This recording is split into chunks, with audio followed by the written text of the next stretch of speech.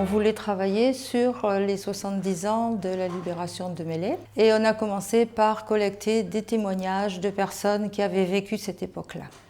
On voulait insister essentiellement sur la vie quotidienne et logiquement on a pensé que reconstituer le lieu de vie de l'époque c'était intéressant.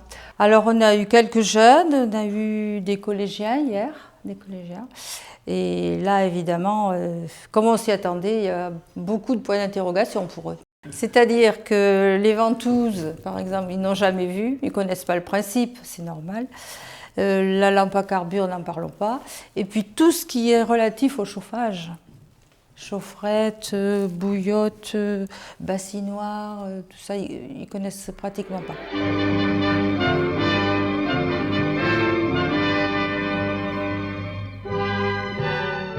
Alors on était dans un petit bled, du côté de la frontière belge, à Oust.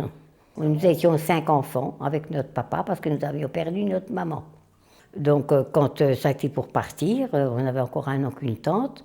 Et mon papa a dit, écoutez, vous partez avec l'oncle et la tante parce que je vais essayer de garder la maison. On est donc partis et on a marché, on a été à pied jusque là. Et à Lan, quand on est arrivé, il y avait une alerte, tout de suite, il fallait courir dans les caves. Alors, si bien qu'à 5 h du matin, les militaires viennent nous réveiller. Vite, il faut partir, les Allemands arrivent. Alors, comme des fous, on est tous partis. Le train passait sur la route, on est monté dedans.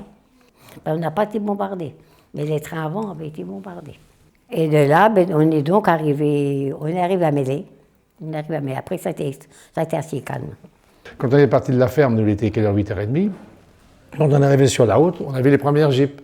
Les Américains arrivaient avec les jeeps, mais on leur faisait ça, mais ils rigolaient pas, là. Ils nous faisaient signe de se ranger, parce qu'à chaque carrefour, ils avaient la mitrailleuse, ils savaient pas ce qu'ils trouvaient, ils n'étaient pas au courant, hein. Alors, bon, ça a duré, ils sont passés quelques astracts, et puis des jeeps, ça a duré peut-être une heure et demie, et puis ça s'est passé. On se souvient que le passage de la colonne des Américains, ça faisait un ronronnement, et on était allé à travers champs, chose qui était vraiment pas très sérieux, parce qu'on aurait pu nous prendre comme cible. Les gros des chars, ils sont arrivés vers midi à 2h. Là. Alors là, quand ils sont arrivés en grande force. Quand on a vu tous les chars, ça n'arrêtait pas. Là, on était rassurés.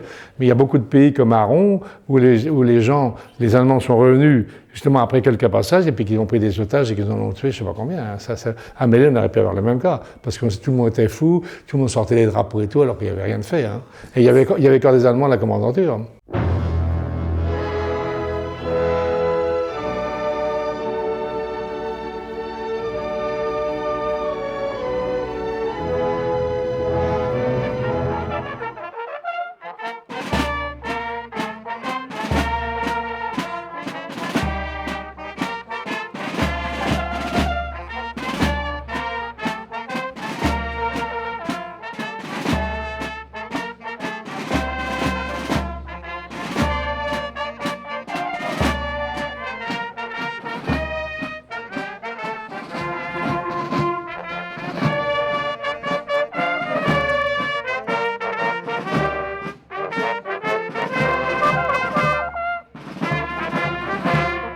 Je verrai toujours, c'était donc M. Bignot. Alors il vient nous trouver, il dit, où sont vos parents? On n'a pas de parents. Vous n'êtes pas tout seul. Ici, on est tout seul. On est habitué comme ça. Donc, tout le monde dit que c'est qu'on va les mettre, mais c'était inquiétant, forcément. Ils nous ont bien placés, ils nous ont mis dans une maison, on était bien placés. Et puis j'ai donc connu mon mari, à 15 ans, Beauburet, le boulanger. Il avait bombardé sur Chemré, mais avant il bombardait, il y avait une ferme qui s'appelait La Cour à la Cropte, et là il avait tué 11 vaches.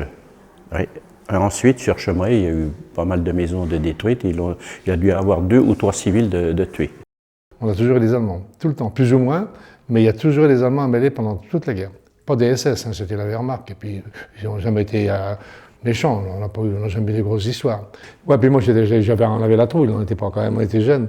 Et quand voir tous ces gens qui cassaient tout, là, ces filles-là, elles n'avaient pas fait grand mal. Elles avaient, pendant la guerre, qu'est-ce que c'était un bistrot, elles recevaient les Allemands, point final.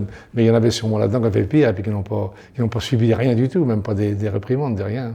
Mais bon, alors ça faisait un peu peur, parce que c'était vraiment la pagaille. Hein. Tout le monde, ça courait partout, ça cassait à droite, à gauche. Ça fait pour nous gamins, on était quand même un petit peu traumatisés, quoi. Et les gendarmes ont été quand même assez à la hauteur. Hein. Le brigadier, là, le monsieur Ingrand, il est venu quand même mettre un peu la paix là, quand les gens sont venus tout casser. Il est venu un petit peu faire la police. Et ça a été un bien parce que ça a un petit peu freiné tout le monde, quoi. Ça a peut-être monté en puissance, ça n'aurait pas été mieux. Hein. C'est des choses qu'on n'oublie pas. Hein. On n'oublie pas vraiment. On était quand même jeunes, on était quand même. C'est des tristes vies, il faut l'admettre. Hein. Moi, je n'ai pas eu de jeunesse du tout. Hein. Pas du tout de jeunesse. Non.